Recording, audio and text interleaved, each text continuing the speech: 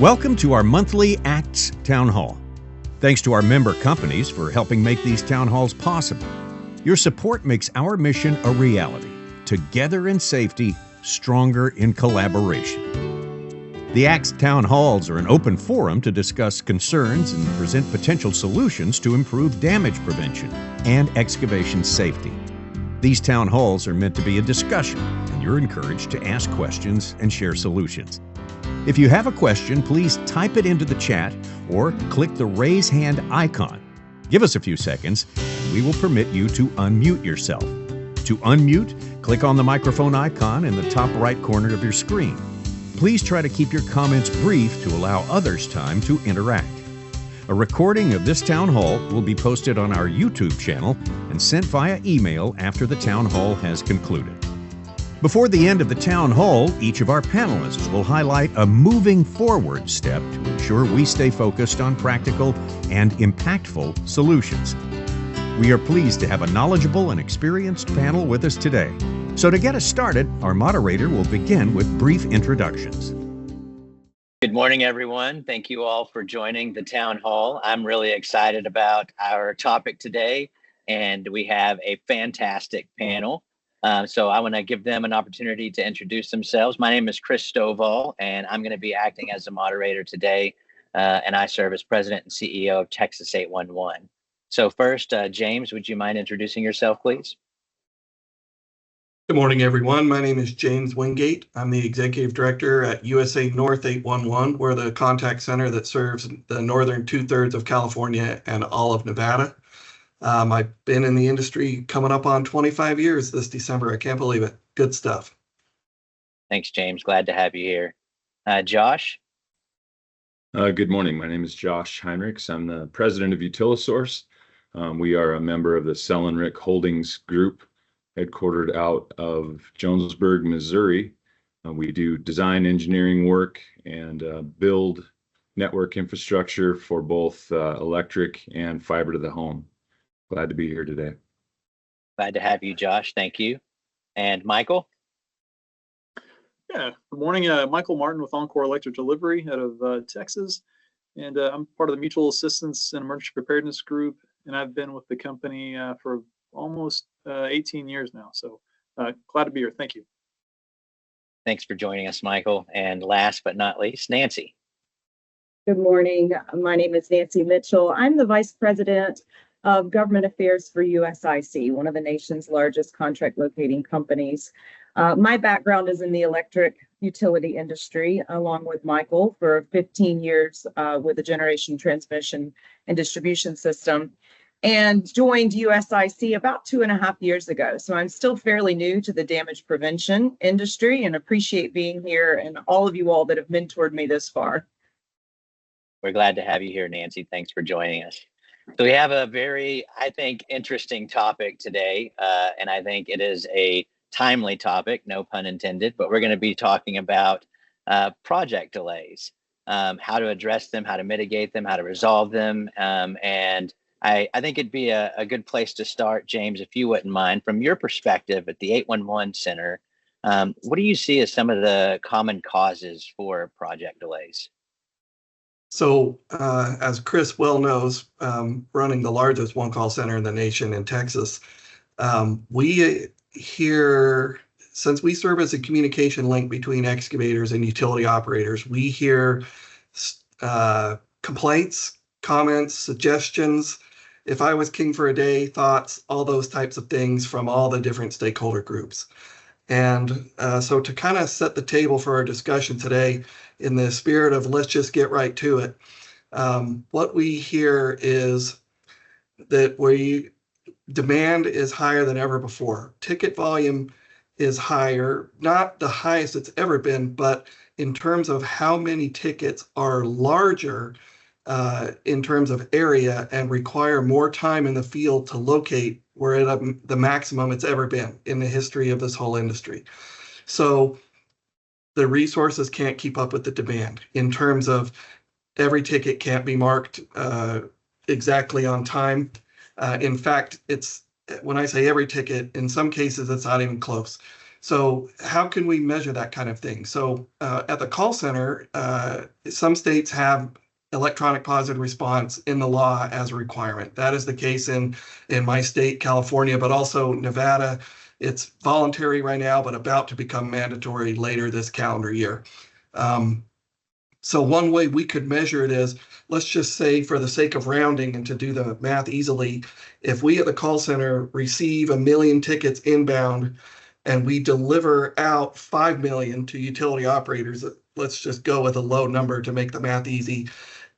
We have 5 million outbound deliveries, but we get 4 million inbound responses. That means 4 out of 5 or 80%, right? So if we measure how often tickets are responded to by the legal start date, it could come around that way. And in fact, when we do that in my state for California, for my portion of California, the northern 2/3, it's about, it's in the high 80s, 87, 88%. However, the other way to measure it is the excavator can't start working until all the utility operators have responded. So if we measure how often every operator on the same ticket has responded, then that's a different story, because, you know, whether 4 of the 5 have responded on time or 0 of the 5 have responded on time, the excavator still can't dig. So when we measure it that way, we find that the number is more like 70%. So that's a massive difference. Although, to the credit of the utility operators, that number is far better than it was the first time we measured it a few years ago. The first time we did that, it was 40%. So there has been great improvement by the utility operators, especially since we're at the peak demand, as I mentioned earlier. But I think the problem we have now is training locators, and I'm not qualified to talk about this part. We'll let Nancy do that when the time comes, but you can't just hire a new locator today and have him in the field tomorrow. It's take months. Even at the contact center, Chris and I, you know, we don't put somebody on the phone independently for a month, because the ramifications of incorrect tickets can be so catastrophic, as we all know. Everyone on this call knows that. So anyway, the point is, there are things that take time, but some of the delays we hear about are,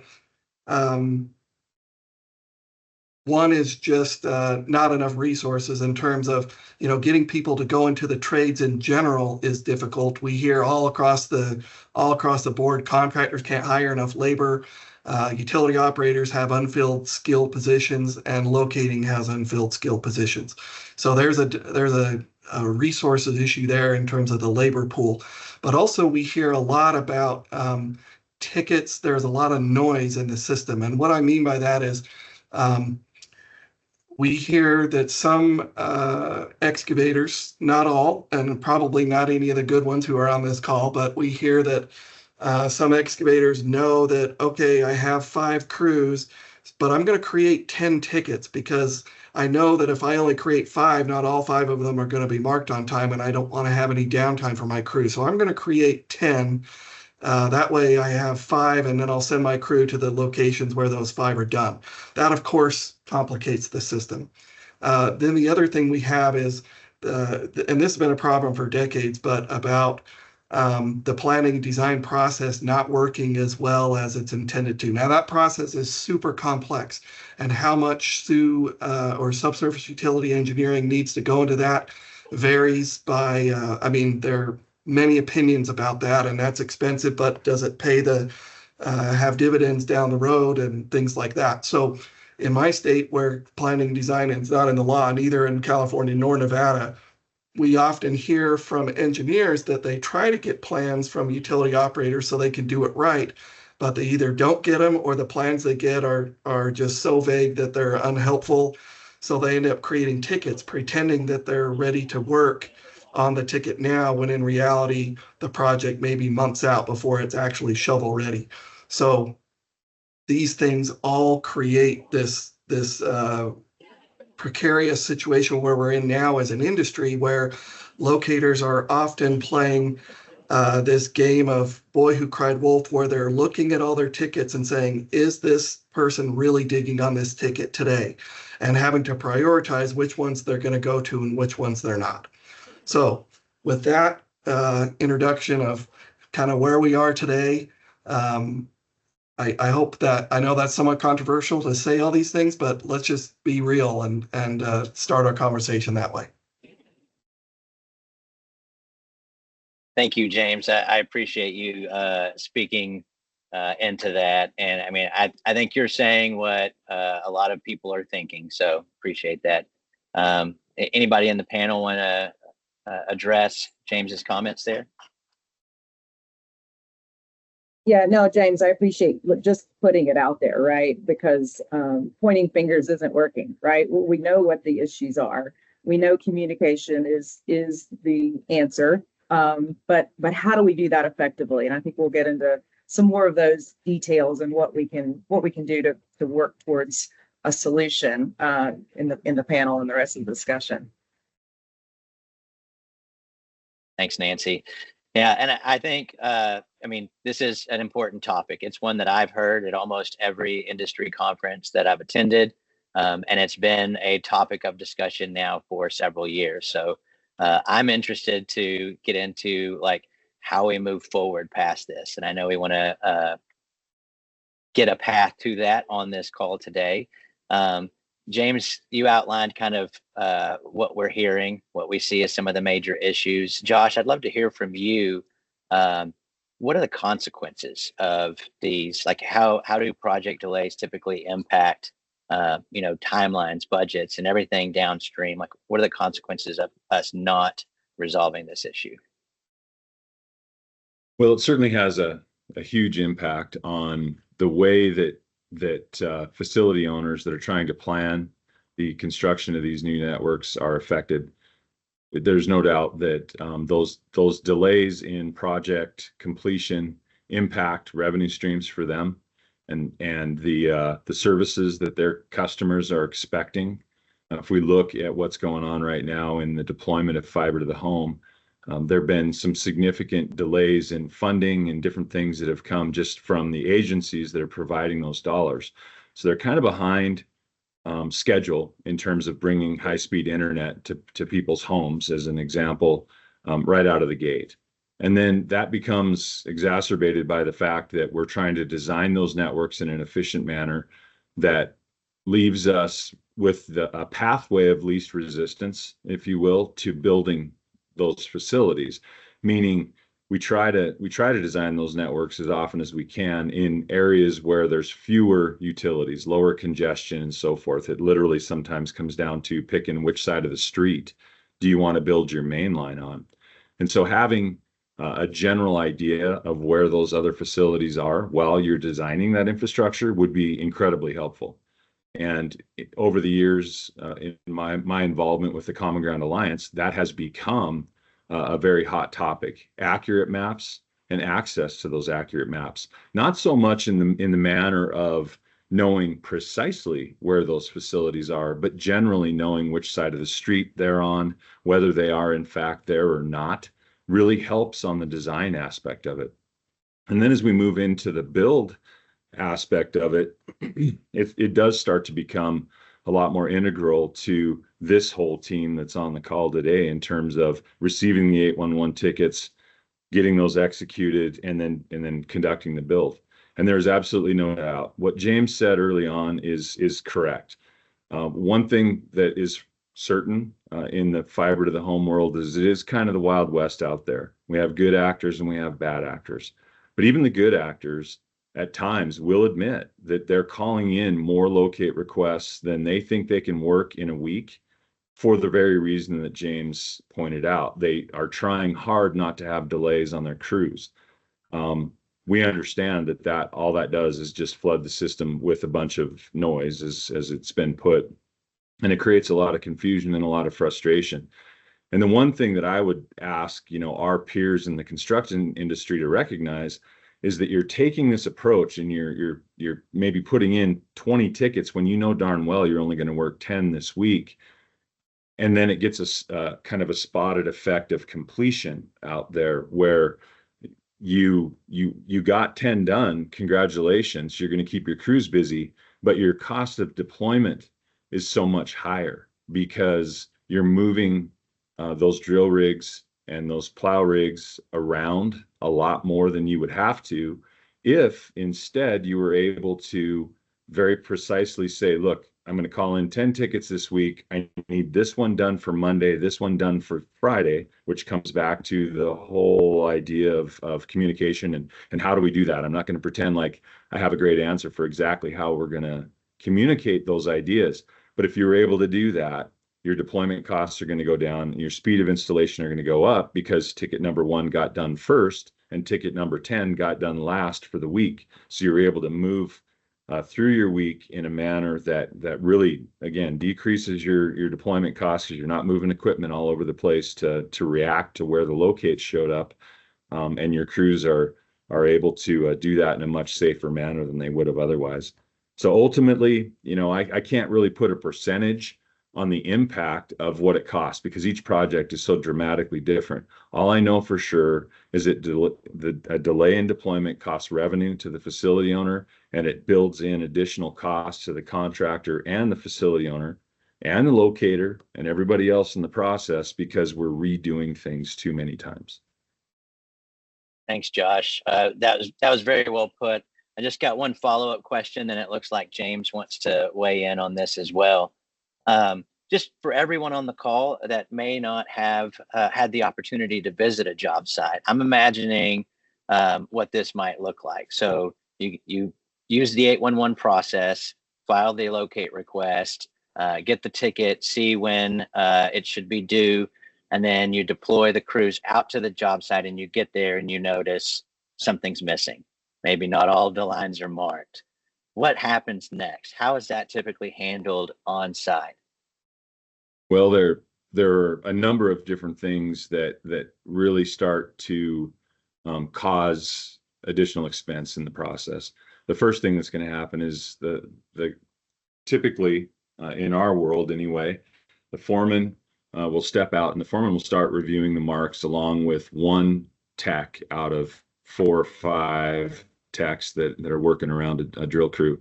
Everybody else is setting up all of the safety equipment. We've got cones and we've got signs and we've got all the different things that we're going to do to make that job site safe. In the meantime, those two are looking at what's gone on out there for the day.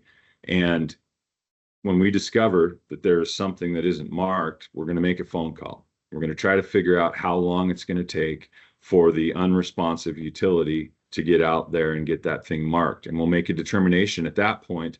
Okay, it seems like they're going to be here maybe an hour or 2. So let's go ahead and start maybe prepping different holes in the area that we know we're going to need to drill that day and do some different things and hope that they show up and then we can commence with the drilling.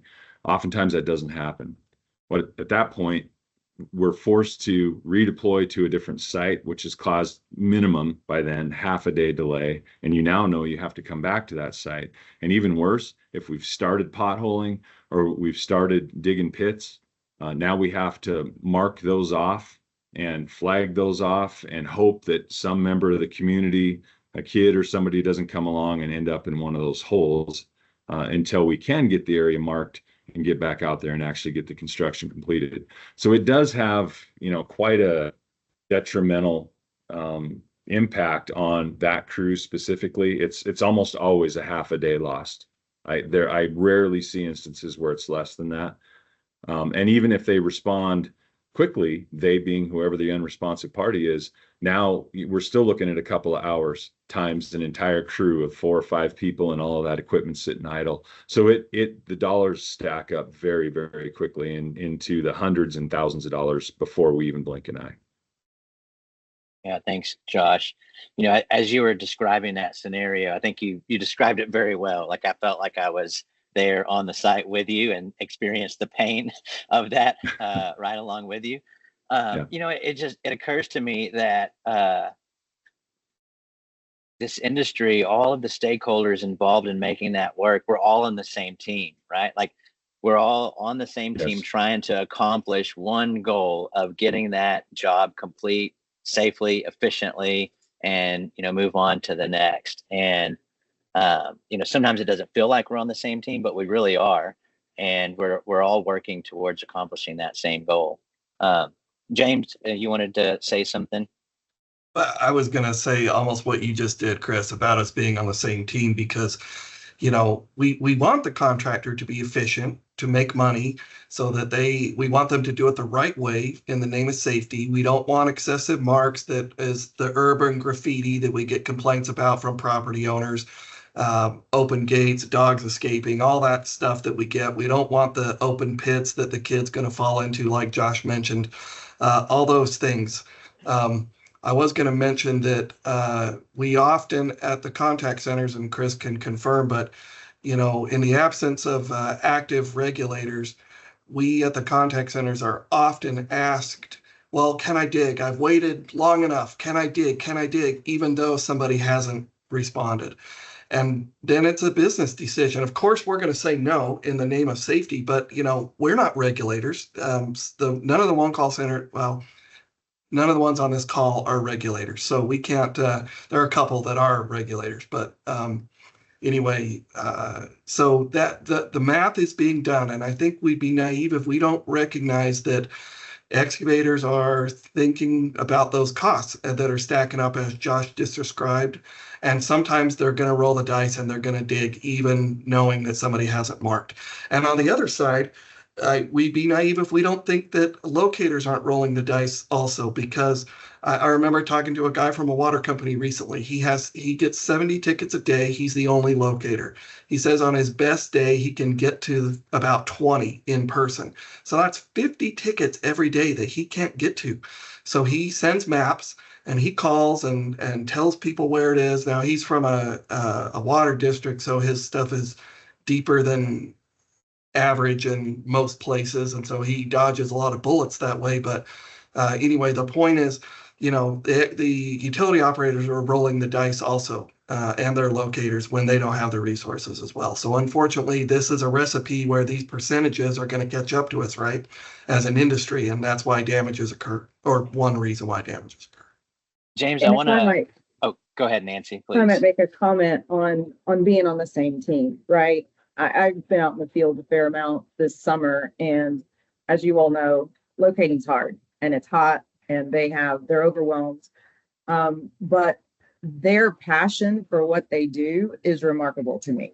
When they see the crew going by, getting ready to set up with their machines and that description that you said, Josh, and they're ahead of them, they're so excited. They're like, there they go. I've already got the whole neighborhood, right? I'm 5 cul-de-sacs in front of that guy. Look, there he goes. He's ready, right? Yeah, that is exciting. And they want to be able to provide that service. They believe in what they do and the safety, and they want projects to be on time. We want contractors to make money. We want them to be safe. And so I think that, you know, that communication and that open dialogue of where they're going, but also having that contact on site, right? You need to know your locator. We want to be called on the cell phone, right? We want to know, hey, we're worried there's something that maybe you missed. We want to be there as fast as possible. Yeah. You call that guy on the cell phone, he's going to say, listen, I'm just across town. I'll be there in 10 minutes. That's the idea. That's how it needs to work. We've implemented new flags that have a scan code with our local contact information. We also provide all of our technicians, supervisors, cell phones out proactively to the excavation community and as many contacts as we can find. So I think we need that personal touch, right? Where you know the crews, you know your locator, and you're calling the guy, right? When you're on site and you're set up for that, we want to have already provided all that we can to make sure that we've located all the utilities that we're responsible for. And so if there's a question, we've got to have that personal connection where you're calling the guy up because he's already excited, thinking you're ready to work and you're going to be blowing and going, and he's on to where you're going to be in 3 days. If that's a problem, that, you know, they want to get there as fast as possible and make sure that they're keeping you on schedule. Yeah. Nancy, thank you for sharing that. Before you weigh in, Josh, I just want to ask one follow-up question to Nancy on that. Like, you mentioned the communication that happens with the boots on the ground, and I think that is something worthy of unpacking a little bit further. So, and then Josh, jump in on this as well. One, Nancy, what role can we play on the front end to do a better job of delivering information so that a back and forth doesn't have to happen every time? Because as good as that is, it can slow things down, playing phone tag, leaving voicemails and that sort of stuff. So what is it that you've seen that we could do a better job of delivering accurate information to begin with? And then once it happens on the ground, what are the typical ways that's handled? You said flags, contact information. I think that's the ideal scenario, but what are some of the other challenges you see within that? Sure. Well, we know that project planning and project management is a lacking profession across our industry. We all need to be better and better trained at project management. And so having that project plan in place for long scope projects and making sure that we're following that plan. And it's got to be more robust than here's where I want to go, and this is how many feet I want to go. You got to know what side of the road are you going to be on? How many machines are you going to have? We need build plans. That needs to build into that project plan.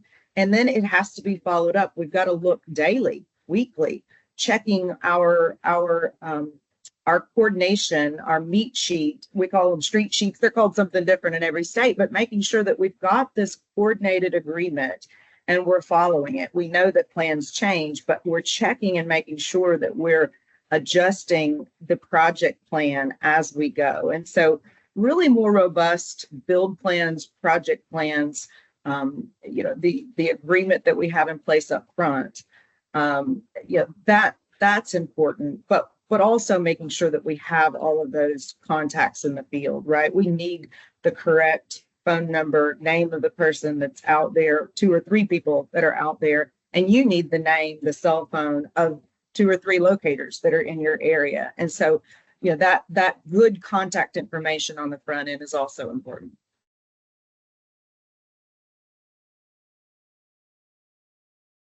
Josh, you were gonna weigh in a second ago. Yeah, one of the things that I wanted to weigh in to support what Nancy was saying about just effective communication and making sure that on the contractor side, one of the things that I see a lot that frustrates me and did when I was standing in Nancy's shoes, many years ago, is we make a recall for unmarked facility, but we're not specific about who didn't mark. And so then we waste everybody's time by having everybody come back out and respond to a recall for no marks. Now, I know some call centers are very good about asking the question and trying to pin you down about who you think didn't mark their facilities, but some aren't. And either way, as contractors, I think it's our responsibility to make sure that we're as specific as we can possibly be in either instance, whether we find something that, a facility didn't respond, or we suspect that there's something out there that wasn't marked, or if we're in the act of excavation and we've now exposed an unknown line. If we know for sure it's not a gas line, why are we calling the gas company to come back out for an unknown line issue when we know it's a cable, for example? So I'm not asking people to be experts on things that they're not. I'm not giving that type of advice whatsoever.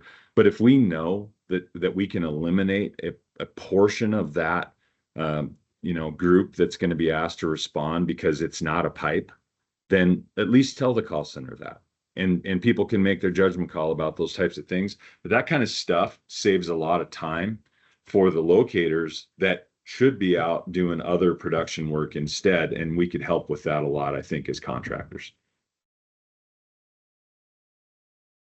Chris, some of the comments that are coming in the chat are kind of on deck for discussion anyway. So I hope you don't mind if I mention one, but the concept of uploading plans is all the one call centers are thinking about this.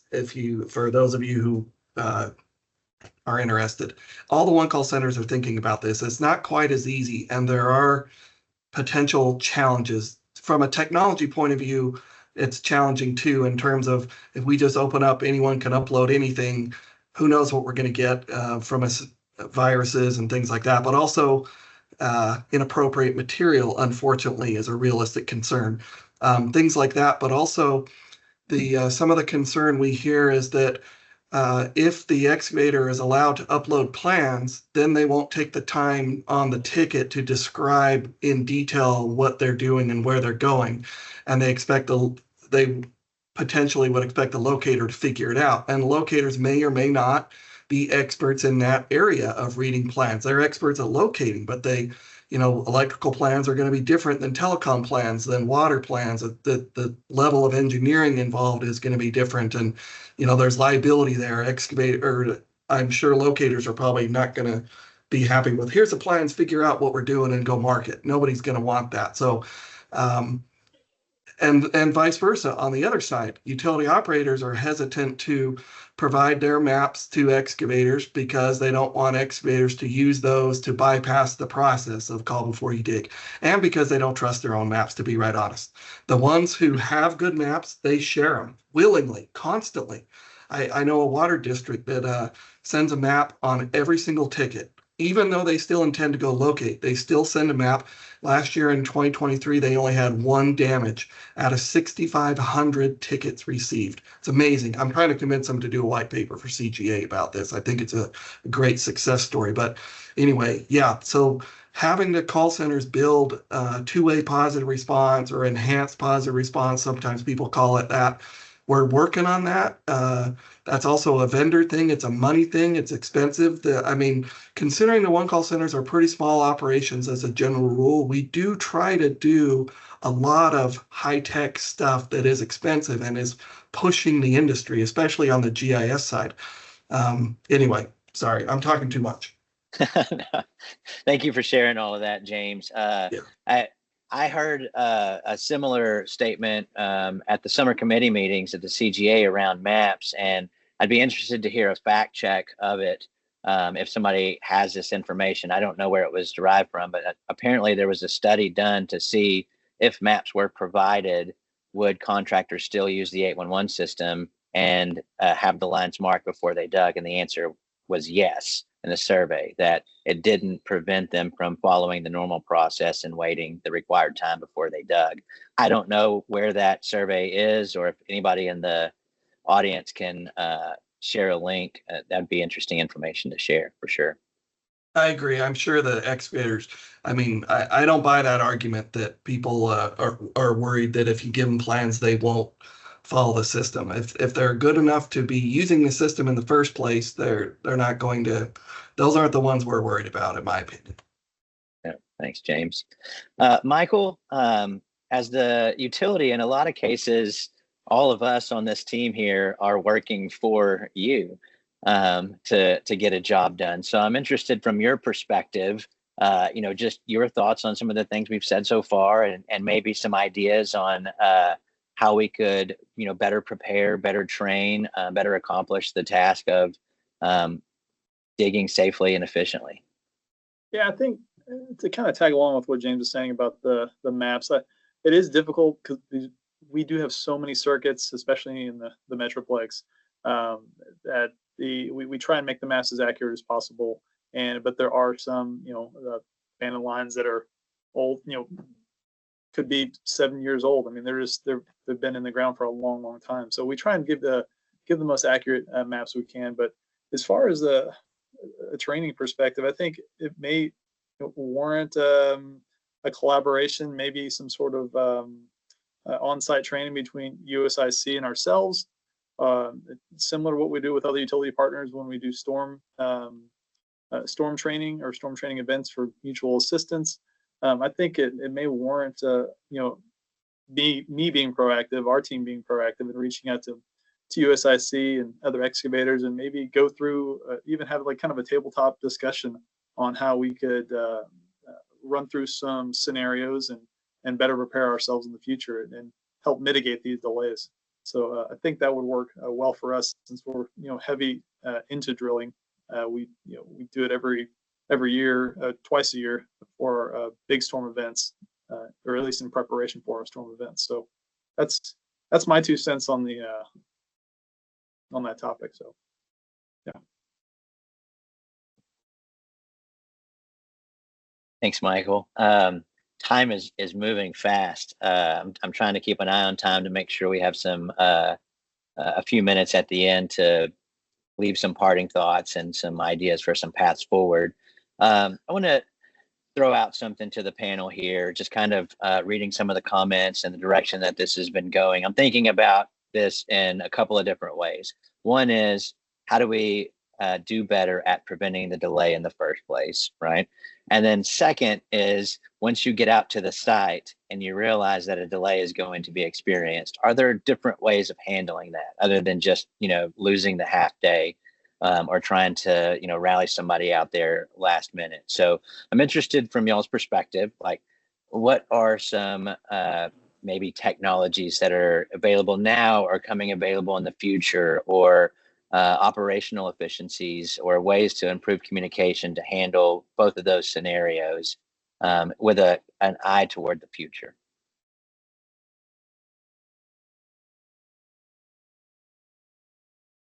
I'll take that. There are definitely, some technologies out there that are going to help us to avoid some of the delays. But I would say maybe even before that, we've just tried taking a different tactic, which is putting a person who is familiar with the 811 process, probably familiar to locating as well, either has done that in the past or at a very minimum has a robust understanding of how locating works, how the installation of underground infrastructure should work.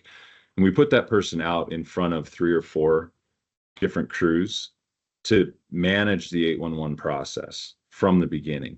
And they become the liaison between the locate community and the excavator community, so that if there are delays in getting things marked, the crew itself isn't delayed. Now that causes us obviously to have to plan much further ahead. So we typically, everybody kind of runs on the 2-day rule of thumb. We run on 4. And the reason we run on 4 is because that gives us time then, if things aren't marked as they should be, if we see that they're starting to become a problem, it's that one person who is representing those 3 or 4 crews who is going back to that site, working with the locate techs, making sure that things are marked properly, that the sites are documented properly. And they become the expert then in managing the 811 process. So that's kind of a tactic that we've taken.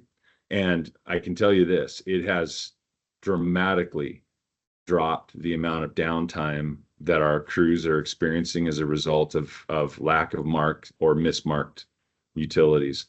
And we're finding that the locate companies and the other facility owners, the municipalities and others are really wanting to work with us, because number one, they know we're not going to waste their time.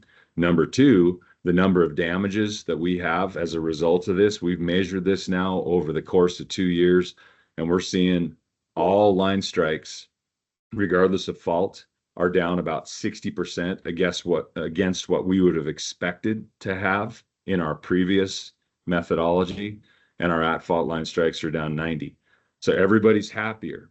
The locate companies are having fewer damages on our site, regardless of who's at fault, and we are too.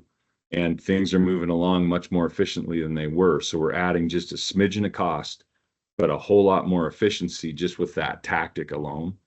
And it seems to really, really be paying some dramatic dividends in hitting timelines, reducing costs, the whole nine. So not so much a technology, but a tactic. Yeah, and I'll just piggyback on that. The tactic is important, that we have that project management piece with long scope projects. I think where the technology could come in, Chris, is ensuring that we've got the pre-job briefing documented.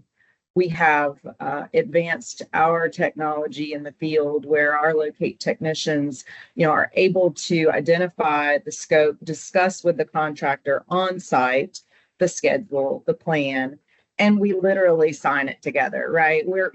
We sign it, they sign it, and we have that documented agreement of the project plan in place. I think that there's a lot more there that we can do. The technology is getting better and better where we can provide that kind of agreement, the project agreements, and make sure that others are aware of the scope, of a minimized scope, of a project plan. What's the street sheet say today? And Did we have to move to the other side? We need to update the project plan that we have documented. This isn't technical. I know that the electronic white laning is becoming even more popular, but from a locator's perspective, even though it's going backwards from that, physical white lining is important for the safety of our technicians, to know that the contractor is on site and we can meet them and we can sit down and put a face with a name and decide what our plan is. I don't know if there's a better way to get technology to help us with that white lining process. That's really important for all of our safety. I think it helps us with efficiency as well. That way we know you're on site. To James' point earlier, we're not making those decisions because we know there are more tickets in the system than can be worked within the life of that ticket, or we know the bad actors that we clearly have marked this ticket several times and they've never shown up on site. That some way to expand the technology around that physical white lining, pre-job briefing, the documentation around that, so that that's visible to everyone, even the regulators, so that they can see, this wasn't a delayed project. We had a plan, and the communication broke down. We had a plan, and then there was a frustration. There wasn't marks in this area, and so we just decided to go to a completely different area. And we didn't update the documentation in the agreement, right? If there is a change in plans, we can share with you, well, we do have marks here. We didn't know you were going here. We'll get caught up. We'll make sure and get that side of the street caught up while you go over here. All that needs to be documented in the system so that everyone can see that the project planning process is actually happening.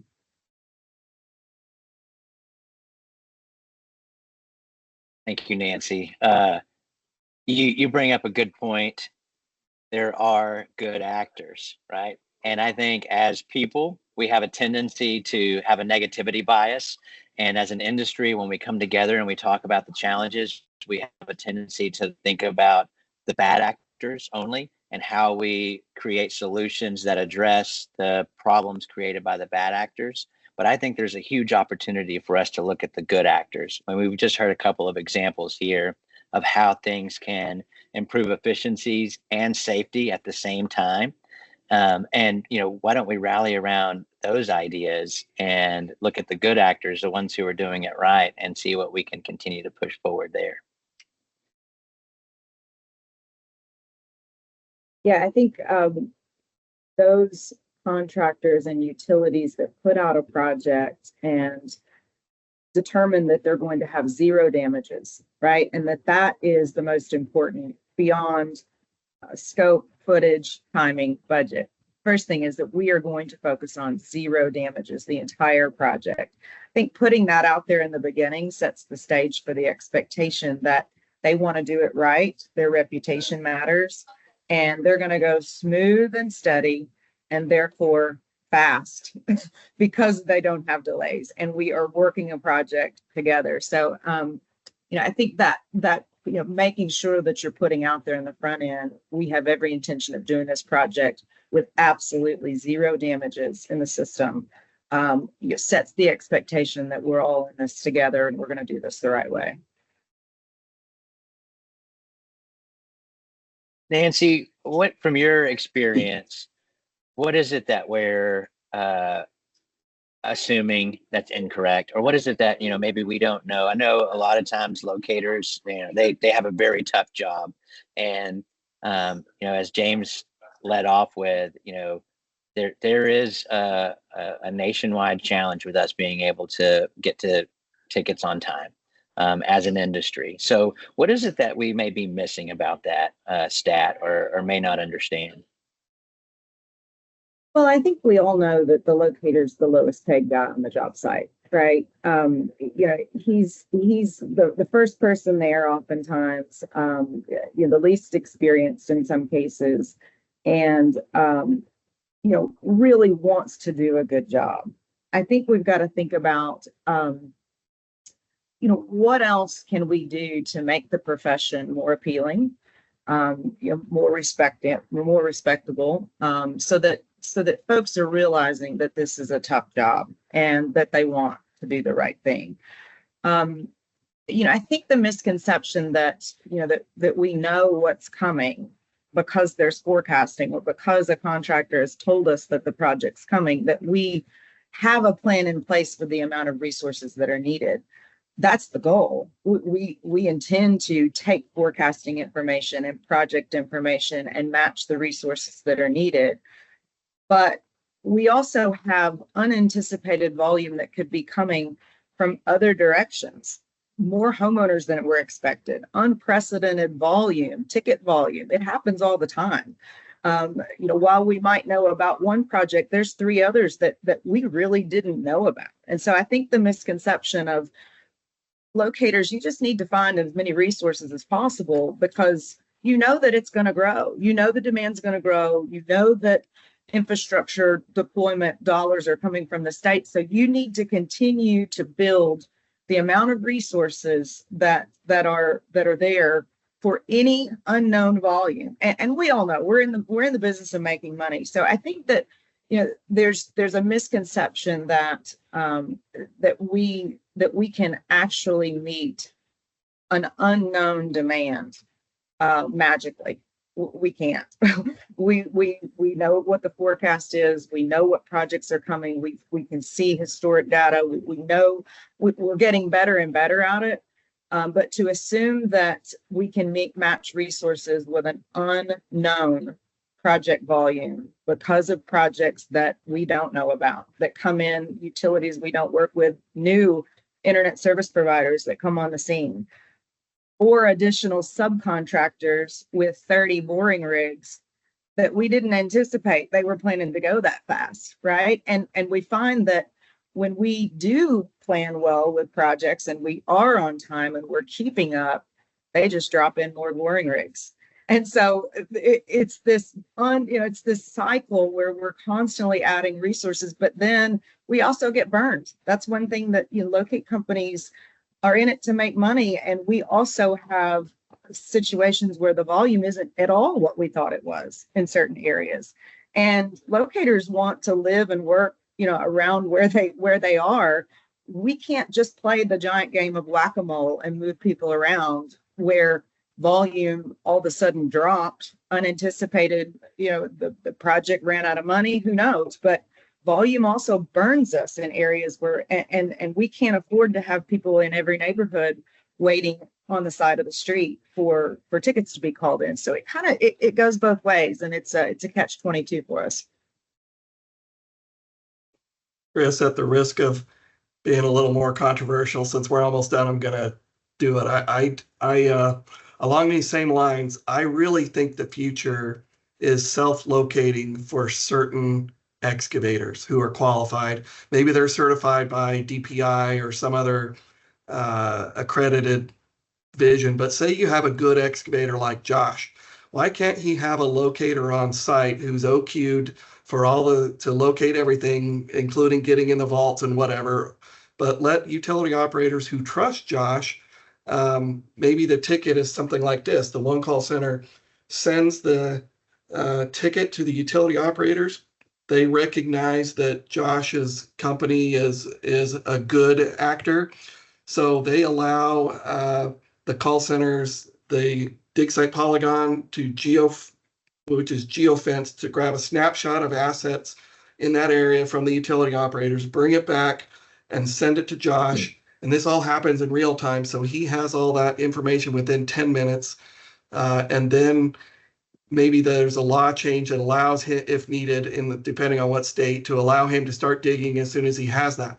I know some excavators are willing to take on the risk of locating themselves if they can dig immediately, because the delays that they have cost them more than the risk of self-locating themselves, where the burden of proof is already on the excavator, right? They damage a line. They're the one who caused the physical damage with their bucket or whatever.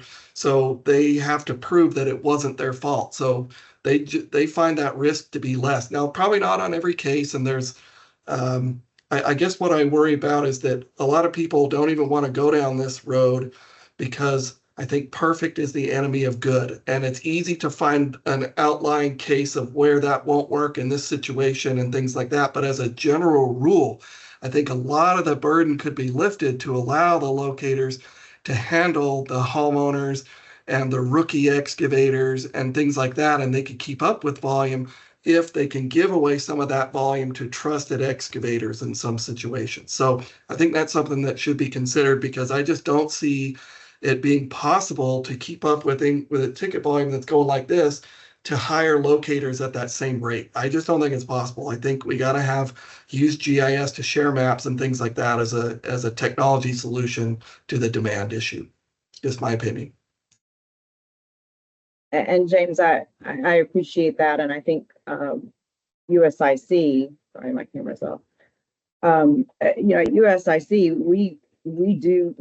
this is our entire business, locating, right? And so as there are capital projects and capital budgets to pay us to be on site with you and be your on-site locator, we welcome that, right? And that's, maybe we'll address some of the comments in the chat about the lowest paid person on site, right? If the capital dollars are allocated for the locating, because locating is not free, and contractors realize and appreciate that approach,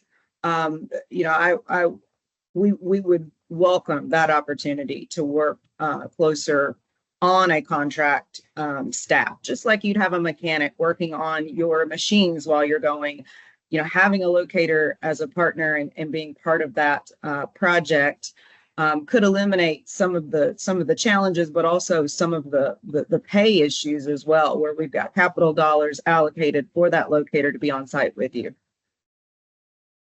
Yeah.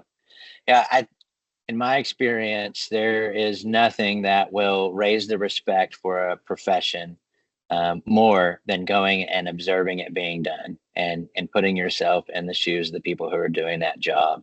I think with all of us being on the same team, I would encourage everyone, if you haven't, go spend a day at an 811 center, go spend a day on site with a contractor or a locator, go to the field and see what's really being done. And I think you'll leave with a new appreciation and respect for the profession. Michael, we're getting close to running out of time. And I would love for you to share with us from the utility perspective here, as the one that we're often doing the job for. We're the team that's working for you, and you're kind of the team leader. What have you seen? And specifically, I think I'm thinking about drawing from your experience in storm response, where you have to unify people, come together, like people who don't ordinarily work together. You have to unify them and then get them to accomplish a goal quickly. So what can we take away from that experience from you, and how we can do a better job in this specific area? Well, I think thanks for the question. I think one of the key takeaways is just the communication. Everybody always harps on communication and communication breakdown. And I think, during a mutual assistance event, there's a lot going on. It's very hectic. Things need to happen proactively, and we need to stay ahead of the curve to mitigate these outages. I think where I've seen the delays occur more frequently is just in my past experience from transmission operations, and waiting on a locate to show up, maybe for a getaway cable coming out of a substation. And that in itself is gonna kind of kick the can down the road, and it's going to delay our project and delay our time, because a lot of these projects we have a certain time frame that we need to meet, just so we can recoup our costs on these projects. And if we don't, and if we're a day late or a minute late, we won't get a recovery of costs. Those recovery of costs may occur 6 months down the road, so it's really not advantageous for us. So I think if there is a problem, see something, say something, communicate to all the stakeholders involved in the job, and make sure that we're all on the same page. I mean, I'm preaching to the choir about communication breakdown and communication in itself, but I think that's solely the biggest contributor to all of the to mitigate all these risks and to mitigate all these projects, and to get everything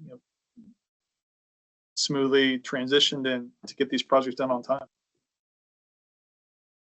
Yeah, thanks, Michael. Panel, we are at our final 5 minutes.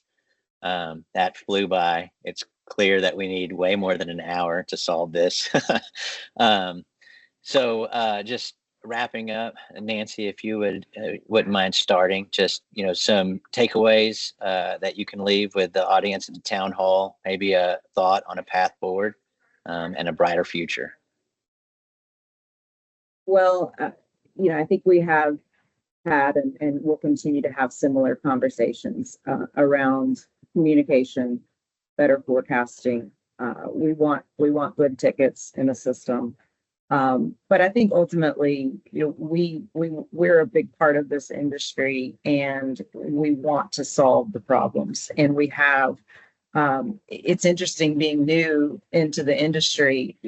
How we got here, right? And how do we improve? I know for many of you, you've been here a long time, so you know how the sausage was made to where we have these different laws and regulations, and that's difficult for someone coming from the outside to realize some of the inconsistencies, some of the ways that we fail to work with each other. And I think there's just a real opportunity for us to continue to move beyond talking about it and coming up with some real solutions with technology, with the actual contacts, with the meet sheets and documented agreements for projects, and project management is key. We're going to have to build the project management skill set of our industry to get this right. Thanks, Nancy. Josh, how would you wrap up today for us? Well, I agree with Nancy. Project management is key to all of this, and good fielding is key to all of this, whether we're designing a project or whether we're executing the design of that project. But through the install process, we have to be good at project management and planning ahead and communicating and all of that.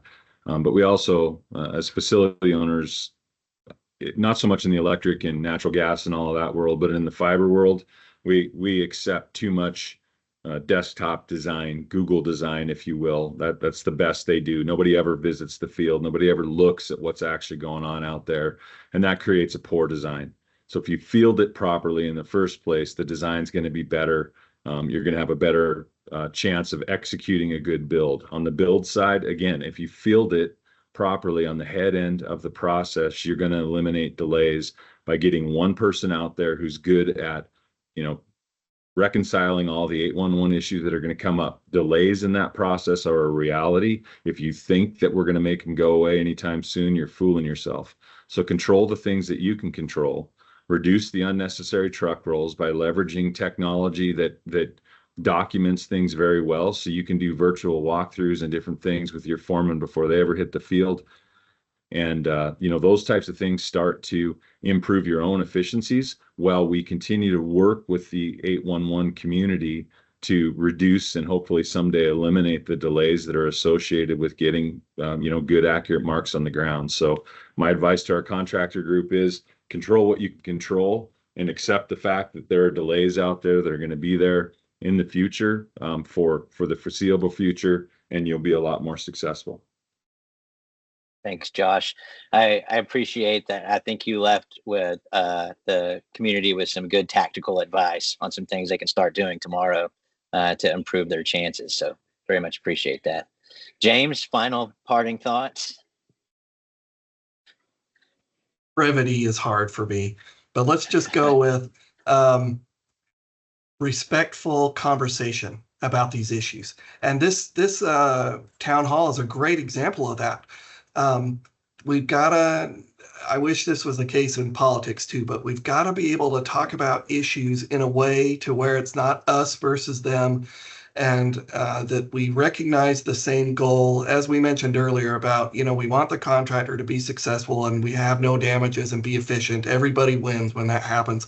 But everybody talking respectfully, both at the big level like this, the big picture level, but also at the individual job level. We don't need all the stories of locators being spit on, or locators painting phantom marks because they're upset with the excavator for one reason or another, and things like that. Respect all the way around will go a long ways.